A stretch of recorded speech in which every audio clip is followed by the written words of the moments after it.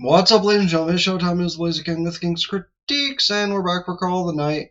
In the last episode, Halloween time, also the detective's birthday, and she went on a tear, going into the crowd and blatantly pew-pewing at a couple of our vampire friends. And I have to say that pathetic-ass word, because we are only a minute into the video, as it were.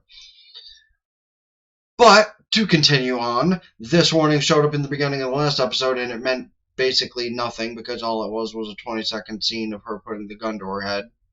Actually didn't have any sort of intentions or ideations that we could tell immediately. Mental health is something that has been explained for the detective for the past few episodes. But, if people have mental health salvageable, they totally should be warned. Anyway, back to the main point of things. What's going to happen in this episode now that the detective ran off after being assaulted by Akun and she met Nazuna at the school? Are they going to have a simple conversation, or is it going to be a fight? I'm assuming it's going to be some kind of fight, since Nazuna has to be the one to take her out. But we shall see. Let me know your thoughts in the comment section, or wait till the end. Hit the like button, subscribe with the whole video until you get the watch time, and let's get started.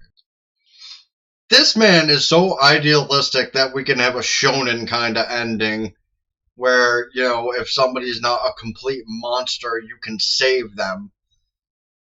Boy, I don't know about that. That detective is hot as hell, but off her rocker. And now even he's having a stroke of consciousness about going after the detective to off her. But you also have to think, if she did have another way to harm any of them, wouldn't she have just taken out Akun at that exact instance? Maybe by this point, since she can't hurt any of the main ones, maybe she just wants herself taken out. Basically that kind of thing, to where she's just not into it even though it seems like she is. Okay, so that explained the bloodshot eye from the picture coming into the episode.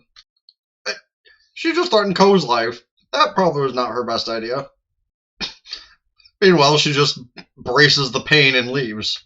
Because you don't want her hurt. You still think of her as your friend, as she does for you, as much as she doesn't want to admit it.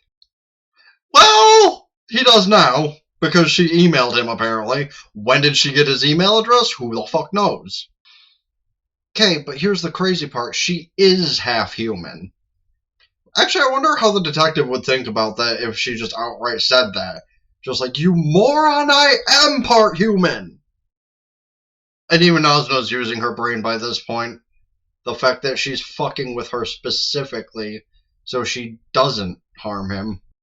Didn't expect such a reaction mid-combat, because she's about to swing an entire fucking swing set at her head. Oh no, not just a swing set, the entire goddamn playground. Okay, well, for one, I was about to say something about the fight between those two having ended and Ko arriving. But good lord! Like, honestly, I give all the respect to the artist for the in-between shots. Like, there have been a lot of good ones through this series. Usually just focused around the cute and adorable, sometimes the boobs. But to show off Nazuna's abs like that? Bruh? Meanwhile, he's the one that just basically says to fuck off.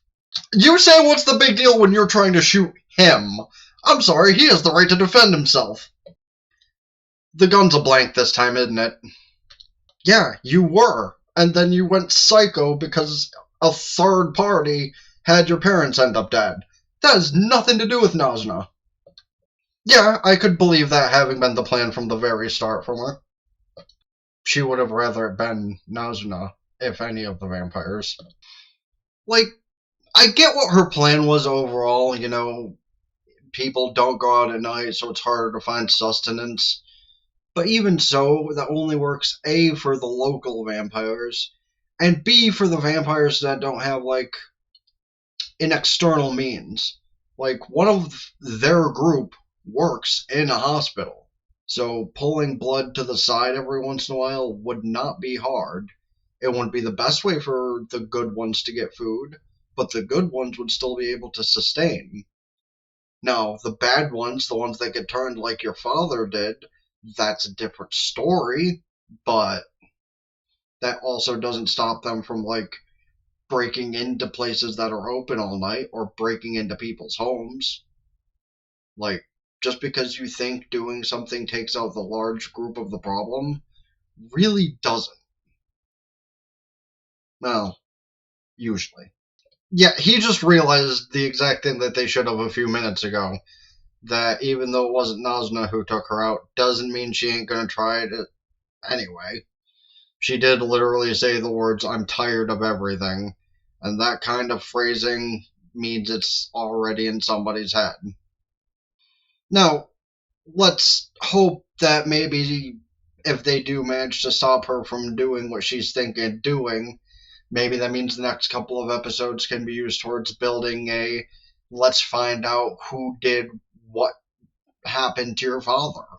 Because that would be a good course of action to put the detective on. If she didn't already take out the vampire who turned her father. Of course, Ko got shot. Well, fuck. See, one, I think I might have to take that bit out from YouTube because that's not like an already dead body being shown. That is someone being actively shot. So I don't know if the whiny babies at YouTube will get pissed at me for that. But at least the warning that got posted ahead of time had meaning this time, other than the simple action of the gun being pointed. However, TLDR from everything we got in this point was something we had already basically figured out of what her whole showing off was. She was trying to have a suicide by murder kind of situation happen, honestly. She wanted Nazuna to take her out. But when that couldn't happen because Ko came and unveiled everything that was the situation as it is, she instead decided to go back to the literature club room and have her final moments. Again, continuing to relive that every single moment that her and Nazuna had together kind of thing. So, on the lighter-hearted thought process, she is still, at least in some way, shape, or form, in love with Nazuna, which is why she had that opinion of things. However, on the more serious end of things, because she failed in her endeavor to ruin the vampires, good or bad, and she couldn't have her former best friend, ex-potential lover, well, slash potential lover thing, take her out. She instead tried to do it herself, and now Ko is in trouble. And it'll probably have some sort of rushed situation, transfusion.